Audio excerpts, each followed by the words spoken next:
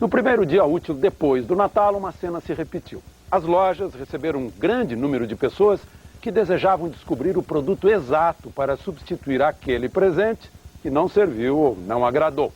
Sobrou tecido no terno do aposentado Floris Schleder. Eu não quero fraca, eu quero um paletó, né? Por um número, Dona Marli de Souza não quis ficar com a sandália que ganhou da nora. Eu calço 35, como é que eu vou calçar 36?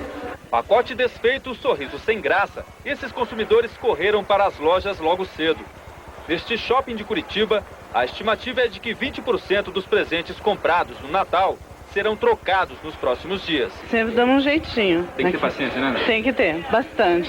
Depois do Natal, as lojas normalmente estão com os estoques baixos e não é possível fazer a troca desejada. A alternativa, então, é escolher um outro produto com preço parecido.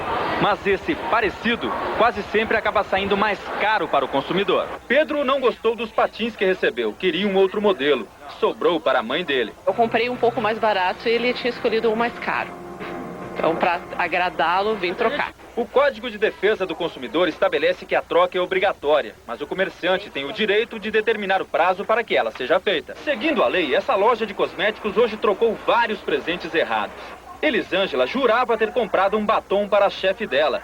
Acabou entregando um corretivo para a pele e quase deu vexame. Ia ficar triste. Ia ser triste.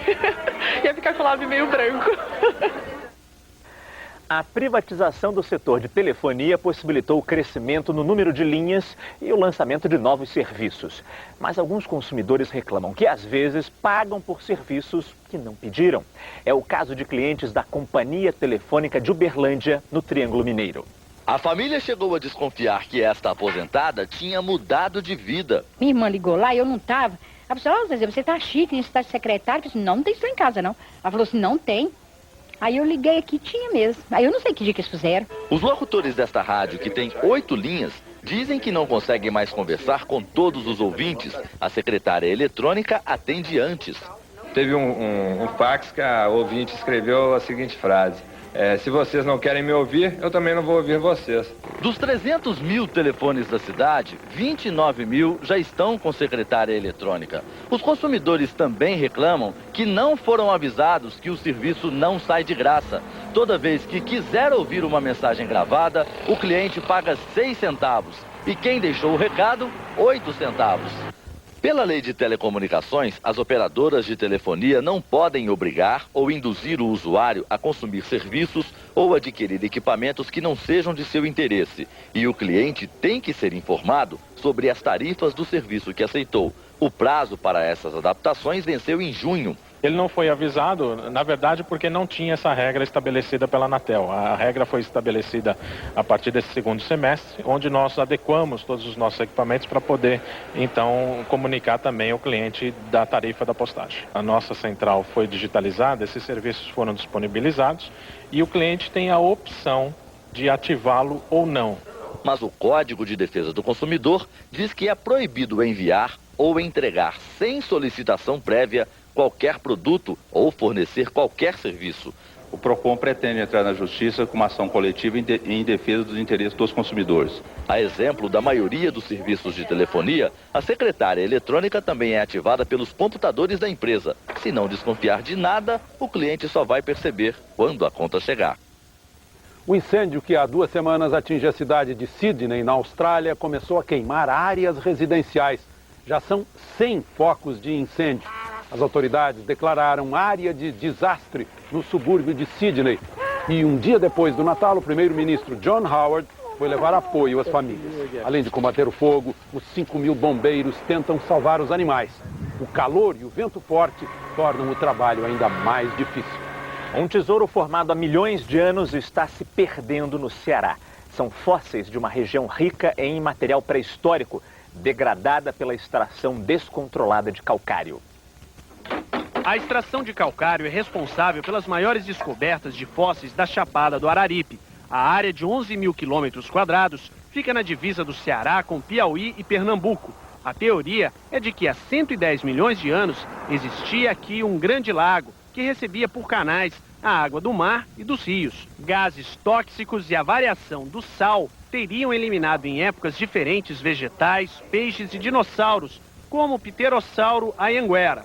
Tudo foi coberto por terra ao longo dos anos, formando os fósseis, que são restos preservados em rochas. Eles ajudam a entender como a vida evoluiu no planeta. Hoje, por causa de secas sucessivas, a agricultura deu lugar à extração de calcário. Nas serrarias é comum encontrar peças de 100 milhões de anos que em minutos viram pó. 12 anos que eu trabalho aqui. 12 anos? Você já cerrou muito peixe, então? Já abusei, direto, todo dia, né? Existem dois tipos de extração. O artesanal retira camada por camada, preservando o fóssil. Como não existe controle, as mineradoras estão avançando no processo de extração. Agora, dentro da mina, elas utilizam máquinas que cortam as rochas rapidamente, o que dificulta a coleta dos fósseis. Apenas 3 áreas onde trabalham 1.000 pessoas têm autorização do governo federal para serem exploradas.